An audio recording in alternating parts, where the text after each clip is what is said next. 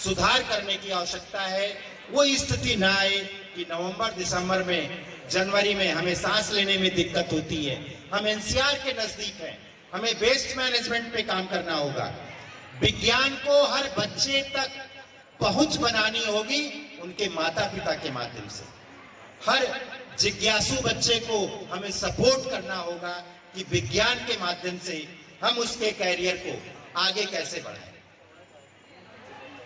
विज्ञान जहां आपको आगे बढ़ाने में मदद करता है बच्चों, यदि आप साइंटिस्ट बनोगे तो विश्व परिदृश्य पे हर इंस्टीट्यूशन आपको नौकरी में ले लेगा।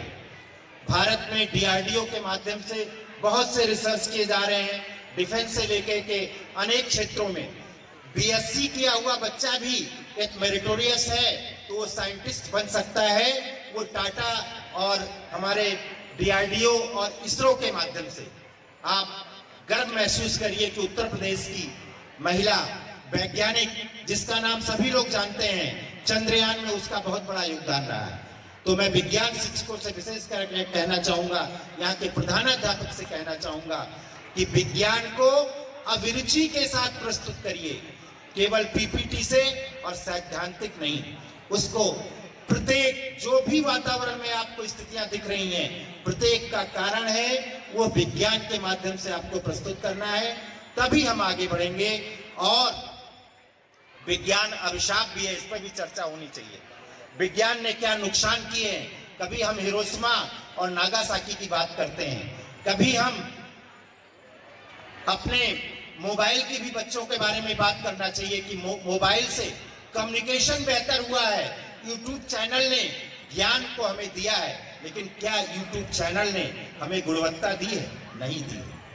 क्या मोबाइल ज्यादा देखने से बच्चों की आंख कमजोर हुई है? इस पे रिसर्च आ गया है। बच्चों, मोबाइल कुछ जगह अभिशाप भी है यदि आप ज्यादा देखते हैं, यदि आप कंट्रोल नहीं करेंगे। इसलिए अनुशासन ये जीवन में आवश्यक है। उसी तरह मोबाइल पर भी आप अनुशासन करें जिससे बच्चे आगे बढ़ें। मैं बच्चों के लिए शाफ, हम सभी को विज्ञान को लेकर के पश्चिमी देशों ने जो धारणा बनाई है उस पर एक चिंतन करने की आवश्यकता है। विश्व परिदृश्य पर जब इतिहास के पन्नों को हम पलटते हैं तो हमें गर्व होना चाहिए कि सिंधु घाटी सभ्यता जैसे नगरीय सभ्यता, जिसने सबसे पहले विश्व के इतिहास को ये वरदान दिया, वो भारत वासियों के हाथ ही संभव था। लेकिन क्या कारण था कि समय के साथ हम विज्ञान को, रिसर्च को पश्चिमी देशों के हाथों से संभव हो पाया। इस पे चिंतन करने की आवश्यकता है।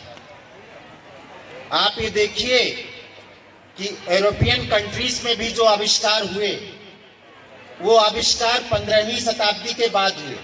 कुछ आविष्कार कुछ पहले हो सकते हैं। उसका कारण कहीं न कहीं ये रहा कि अंग्रेज आक्रांताओं ने जिस तरह से विश्व के फलक पर देश को गुलाम बनाया, अंतर्राष्ट्रीय स्तर पे कई देशों को गुलाम बनाया, उसके पश्चात यहाँ के प्रतिभा, यहाँ के ज्ञान को लेकर वो गए और उन्होंने विज्ञान में वो आविष्कार किए। हमारी शिक्षा व्यवस्था को उन्होंने तहस नहस किया। बच्चों, इस पर हमें विचार करने की आवश्यकता है। यदि भारत सिंधु घाटी सभ्यता दे सकता था, यदि विश्व व्यापार पे प्राचीन इतिहास को आप पन्ना पलटें तो मौर्य वंश से लेकर के हम आगे सल्तनत काल और अंग्रेजों के पहले के काल तक आते हैं तो विश्व व्यापार पर भी हमारा आधिपत्य हुआ करता था।